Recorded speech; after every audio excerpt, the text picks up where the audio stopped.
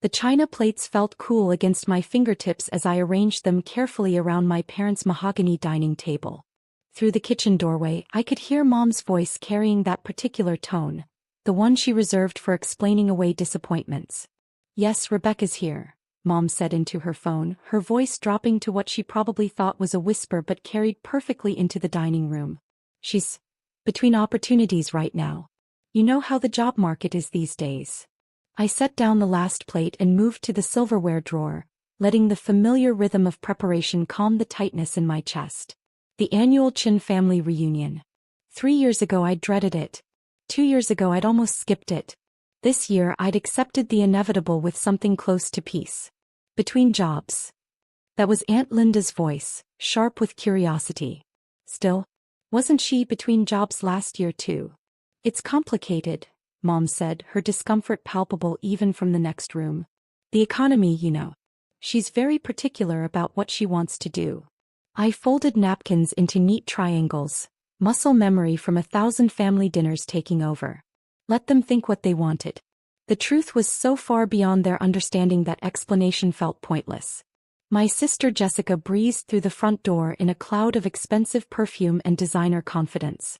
Her heels clicked against the hardwood with the assured rhythm of someone who'd never questioned their place in the world. "Is she actually helping?"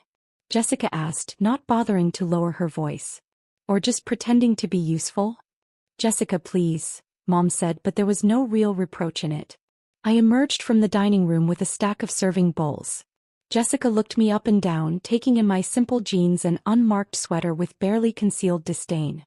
"Still dressing like you shop at thrift stores, I see," she said, examining her manicured nails. "Some things never change." "Some things don't need to," I replied evenly, moving past her toward the kitchen. "That's the spirit of a chronic underachiever right there," Jessica called after me. "Just accept mediocrity and call it authenticity." Dad appeared from his study, already in his reunion mode, jovial, expansive, ready to show off his successful family to the assembled relatives. His smile faltered slightly when he saw me. "Rebecca. Good you're here early." He paused, choosing his words carefully. "Listen, when people ask what you're doing these days, maybe just say you're consulting.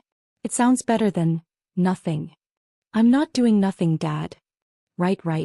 Your little projects." He waved his hand dismissively.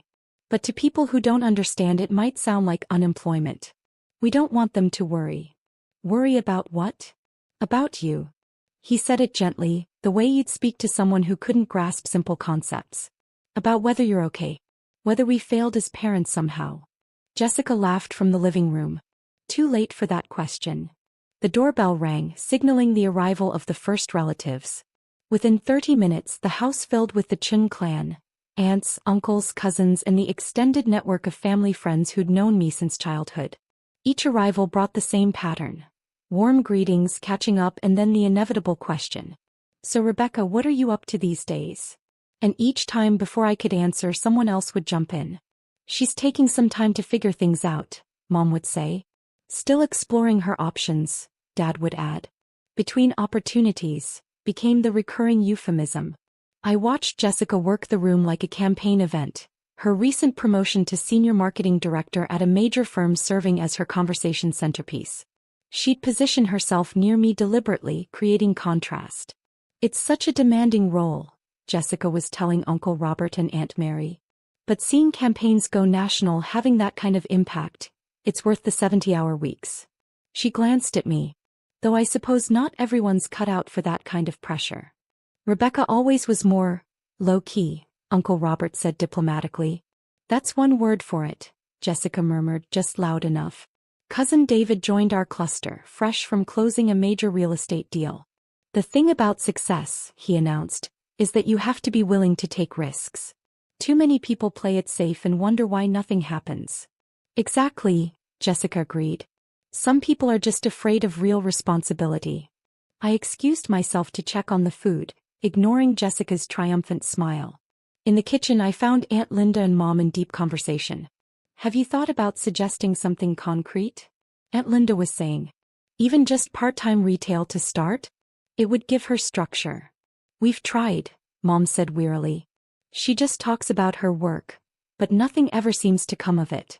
I think she might be depressed. Oh, honey. Aunt Linda touched Mom's arm sympathetically. That's so hard. Has she seen someone? She won't admit there's a problem. I cleared my throat and they both jumped slightly. The pity in their eyes was worse than Jessica's contempt. Rebecca. We were just discussing my apparent psychological crisis. I finished, opening the oven to check the roast. I heard. We're worried about you, Mom said, her voice catching. It's been 3 years since you left that job and you haven't, you're not. Not what you expected, I supplied. I know. Back in the living room, the reunion was in full swing. Jessica had gathered an audience for what was clearly going to be another performance. The thing is, she was saying, in my position I network with incredible people. Just last week I had lunch with a Forbes 30 Under 30 recipient. Now that's the kind of company successful people keep. Jessica's always been ambitious, Aunt Mary said proudly. Not everyone has that drive. Some people are followers, some are leaders, Cousin David added. Nothing wrong with being ordinary. I sat down on the periphery of the group, content to let the conversation flow around me. Let them have this. What did it cost me really to be their cautionary tale? Where's Rebecca working now? This from Uncle James, who just arrived. The room went quiet for a beat. Jessica's smile turned sharp. Rebecca's on a bit of a sabbatical, Dad said carefully, taking time to reassess her goals. For 3 years. Uncle James looked genuinely concerned. Some people are late bloomers, Jessica said sweetly. Though at 32, you do have to wonder when the blooming starts. Laughter rippled through the group, not quite cruel but not quite kind either. At least she helps with family events, Mom said, trying to find something positive. She's very good at setting tables. More laughter, gentler this time but somehow worse for its sympathy. Cousin David leaned back in his chair, warming to the topic. You know what Rebecca's problem is? No vision. Success requires seeing the big picture, taking strategic risks. Some people just think too small. Or don't think about career at all, Jessica added. Some people are content just existing. Nothing wrong with simple living, Aunt Linda offered, but it sounded like consolation for a terminal diagnosis.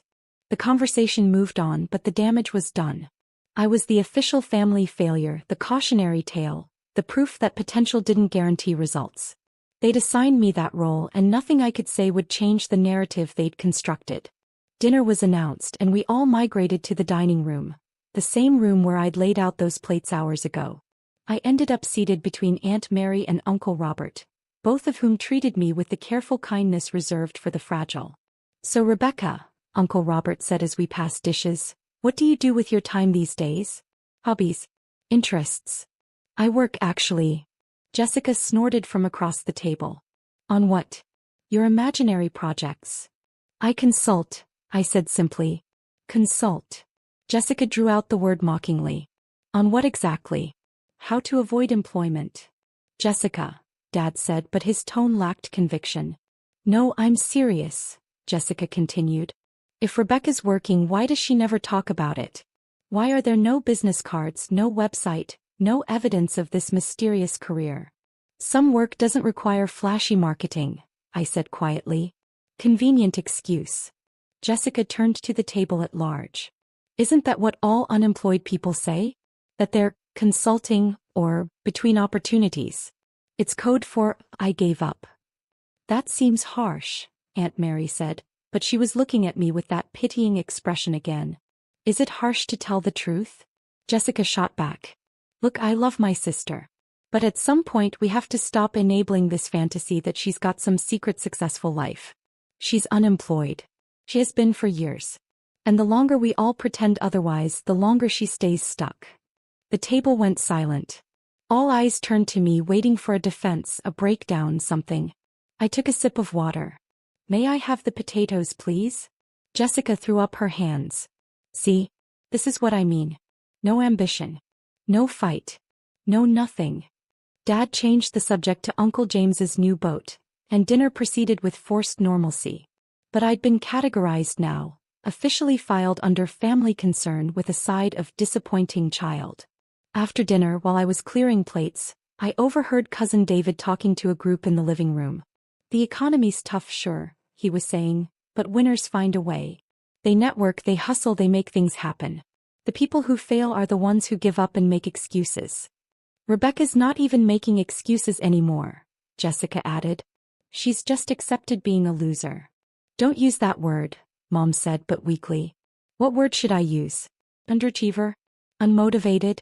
Face it, Mom. Some kids just don't turn out the way you hope. I loaded the dishwasher methodically, letting the voices fade to background noise. They needed this narrative.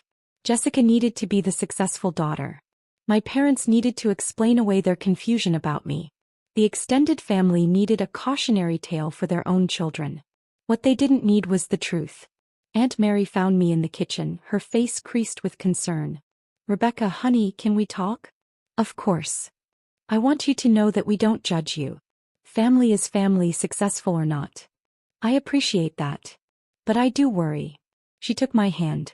You're so isolated. No career, no social life that we can see.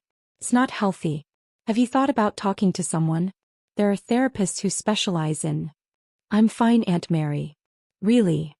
But you're not, sweetie. You're not fine. You're alone and unemployed and hiding from the world. Her eyes welled with tears. We just want to help you. Before I could respond, Aunt Linda rushed into the kitchen, her face flushed with excitement. Turn on the TV, she practically shouted. Living room now. Everyone.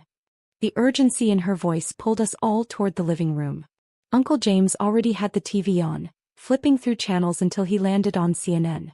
The familiar news desk came into view and then, my face. Not a small photo.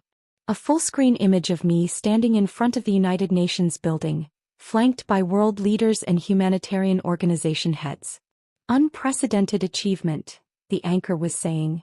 At just 32 years old, Dr. Rebecca Chin has revolutionized global health infrastructure in developing nations, creating sustainable systems that have provided clean water and medical access to over 50 million people across 3 continents. The room went completely silent. The screen shifted to footage I recognized from 6 months ago. The opening of the water treatment facility in sub-Saharan Africa that had taken 2 years to develop and implement. Her innovative approach, the anchor continued, combines advanced filtration technology with community-driven maintenance programs, ensuring long-term sustainability without creating dependency on foreign aid. Another image flashed up, me shaking hands with the Secretary General of the UN. Dr. Chen's work has been praised by the World Health Organization, UNICEF, and numerous international development agencies. Her foundation, operating on what she calls radical transparency, publishes all financial data and outcome metrics publicly, setting a new standard for nonprofit accountability. Jessica made a small, strangled sound. The anchor smiled directly at the camera. And today, Time magazine has named Dr. Rebecca Chin their Person of the Year, citing her transformative impact on global health equity and her revolutionary model for effective humanitarian work. The screen filled with the cover. My face, professional and composed, under the banner, The Changemaker, How One Woman Revolutionized Global Health. Uncle Robert found his voice first. That's you. I nodded calmly, still holding the plate I'd been about to take to the kitchen. Dr. Chin joins a prestigious list, the anchor was saying, including world leaders, innovators, and activists. But what makes her selection particularly notable is the scope and measurability of her impact. Unlike many humanitarian efforts, Dr. Chen's work has demonstrable, trackable outcomes that have transformed millions of lives. The segment shifted to an interview clip, one I'd done reluctantly at the magazine's insistence. I don't do this for recognition, my TV self was saying. I do it because clean water and basic medical care shouldn't be privileges. They're rights. And we have the technology and resources to provide them. We just need to be willing to actually solve problems instead of managing them. Some have criticized your approach as too radical, the interviewer prompted. Good, TV me replied. If everyone's comfortable with your methods, you're probably not solving the real problem. Back in the living room, the news had moved on, but no one moved to change the channel. Your Person of the Year, Mom whispered. Time magazine Person of the Year. It's just a title, I said, setting down the plate. Dad couldn't finish the sentence. He pulled out his phone with shaking hands, typing frantically. There are dozens of articles. The New York Times, Washington Post, BBC, They're all covering this. Oh my God, Aunt Linda breathed. Rebecca, why didn't you say something?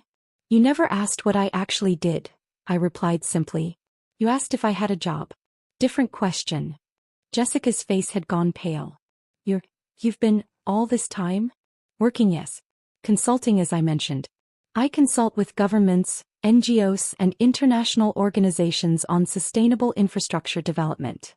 Cousin David scrolled through his phone, his expression growing more stunned by the second. You have a doctorate from MIT.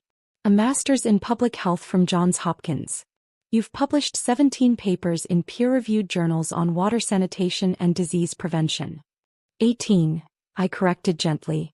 The newest one came out last month. You've given TED Talks, Aunt Mary said, staring at her own phone. Multiple TED Talks. With millions of views. Those were for fundraising primarily. The foundation needs visibility to attract donors and partners. Uncle James looked up from a tablet.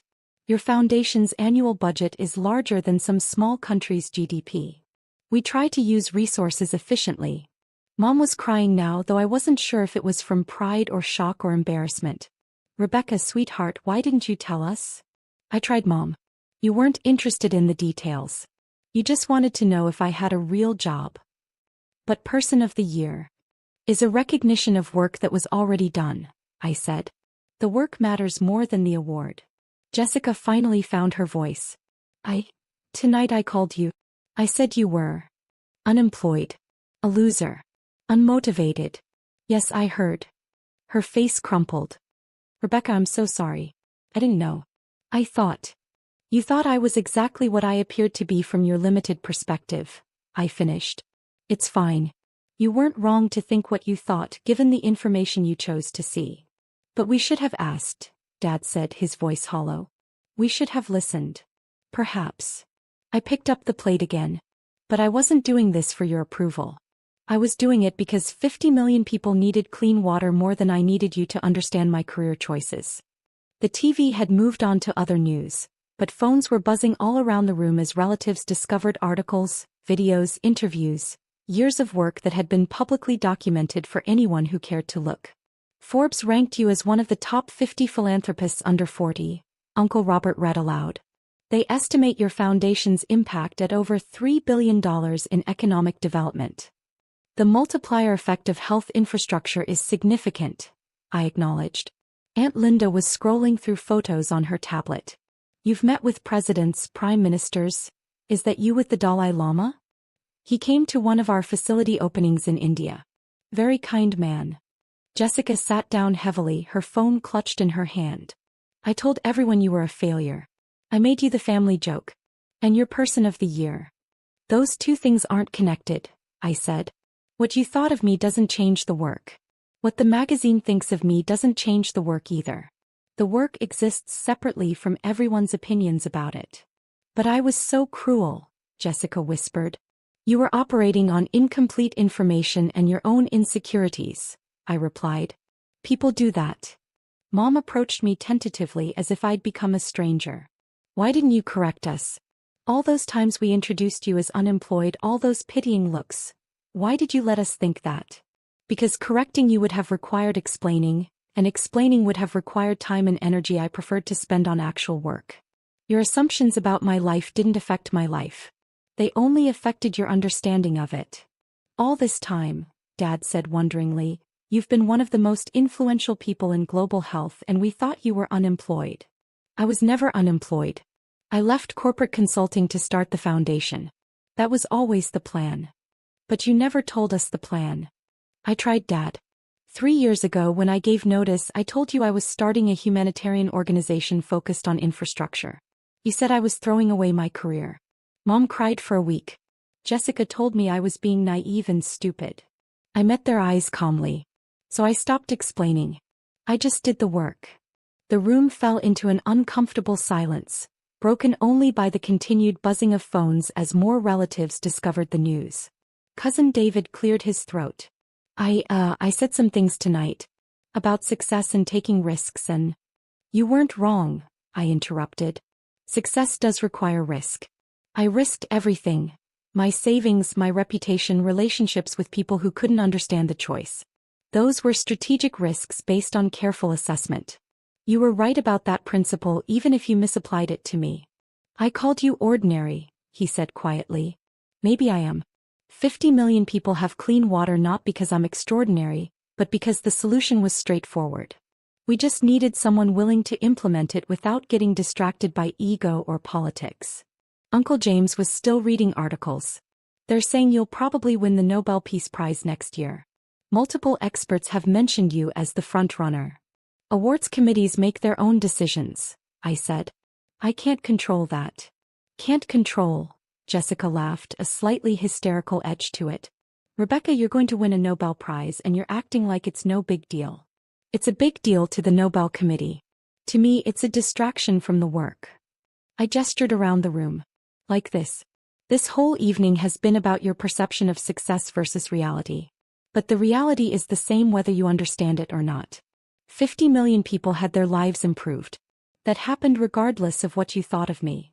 But we should have known, Mom insisted, tears streaming freely now. We're your family. We should have supported you. You supported the version of me you could understand, I replied. I don't fault you for that. Understanding requires interest and effort, and you weren't interested in the details of international development work. You wanted me to have a recognizable career. When I didn't, you categorized me as failed and moved on. Aunt Mary was crying too now. I told you to get therapy. I said you were depressed and hiding from the world. I am hiding from the world, I agreed. From this world where success is measured by job titles and social media presence. I prefer the world where success is measured by water quality tests and infant mortality rates. The front door opened and more relatives arrived, late arrivals who hadn't been there for dinner. Aunt Linda immediately thrust her phone at them. Look, Rebecca's Person of the Year. The new arrivals went through their own version of shock and disbelief, pulling up articles and videos, trying to reconcile the quiet woman in jeans with the global humanitarian leader on their screens. Uncle Chin, the family patriarch, arrived last. At 83, he'd seen generations of family drama with philosophical detachment. He looked at me, then at the assembled relatives with their phones, then at the TV still displaying news coverage. Let me guess, he said dryly. You all spent the evening telling Rebecca she was a failure, and now you've discovered she's more successful than everyone here combined? Uncle Chin, Dad started. Don't. The old man waved his hand dismissively. I saw this coming 3 years ago. Rebecca has her grandmother's eyes. That woman rebuilt a village after the war with nothing but determination and intelligence. I knew Rebecca would do something similar. He approached me, his weathered face creasing into a smile. Person of the Year. Your grandmother would be proud. Thank you, Uncle Chin. Though I suspect you don't care much about the title. The title helps with fundraising, I admitted. Donors like supporting award-winning organizations. So in that sense it's useful. He laughed, a deep rumbling sound. Always practical. Yes, very much like your grandmother. He turned to the room at large. You want to know why you didn't see this? Because you were looking at Rebecca and seeing your own definitions of success. You wanted her to fit your understanding of achievement. She refused to shrink herself to match your limited vision. We just wanted her to be happy, Mom protested weakly. She is happy, Uncle Chin replied. She's just happy doing things you didn't value enough to notice. Jessica had been silent for several minutes, scrolling through article after article. There are profiles of you in every major publication. Forbes, Fortune, The Economist. They all call you a visionary. They call me what serves their narrative, I said. I'm not a visionary. I'm a problem solver who happened to solve a big problem. You've been invited to speak at the World Economic Forum, Cousin David read. You turned them down. 4 times, I confirmed. Those conferences are where people talk about solving problems. I prefer to spend that time actually solving them. Aunt Linda approached tentatively. Rebecca, I need to apologize. I was so condescending, so presumptuous. You were concerned, I interrupted. Misguided but concerned. I don't hold it against you. But I treated you like a charity case. You are a case for charity, Uncle Chin interjected. Just not the kind you thought. Rebecca showed you charity by not embarrassing you with the truth until you forced the issue. The evening devolved into a strange reception where relatives who'd pitted me hours ago now tried to process their whiplash. Some apologized profusely. Others tried to claim they'd always known I was destined for greatness. A few, like Uncle Chin, simply accepted the revelation and moved forward. Jessica cornered me in the kitchen while I was finally washing those dishes. "I don't know what to say," she began. "Then don't say anything," I suggested gently.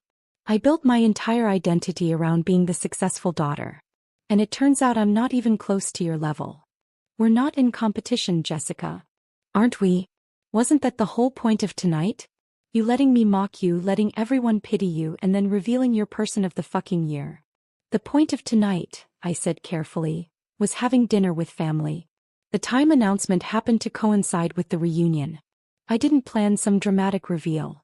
But you could have told us before. You could have prevented all of this." "Prevented what? You being honest about your opinions? Everyone revealing how they really saw me." I dried a plate slowly. "This wasn't punishment, Jessica. This was just reality. You thought I was a failure because that's what you needed to think to feel successful. The magazine naming me Person of the Year doesn't change who I've been for the last 3 years. It just changes your perception." He was crying now, makeup running. "I'm so ashamed." "Don't be. Be curious instead." I handed her a dish towel. "Be curious about why you needed me to be less than you. Be curious about what success actually means beyond titles and salaries. Be curious about what you might be missing when you judge people by surface appearances." "How are you so calm about this?" "Because I knew who I was before tonight and I'll know who I am tomorrow. External validation doesn't change that." I glanced at her. "Does it change you?" He thought about that. "I don't know. Maybe it should." Later, as the reunion was winding down, various relatives approached with requests. Could I get them into exclusive events, introduce them to important people, help with their causes? I deflected politely, offering foundation contacts for legitimate charitable interests but maintaining firm boundaries. Mom found me putting on my coat to leave. "Don't go yet," she pleaded. "We need to talk about this properly. We just did for 3 hours. But I still don't understand. Why hide this from us?" "I didn't hide it, Mom. It was all public information. Multiple articles, speeches, the foundation website. It was all there for anyone who wanted to look. You just never looked because you'd already decided what my story was." "That's not fair." "It's completely fair," I said, not unkindly. "You wanted me to have a conventional career you could brag about to relatives.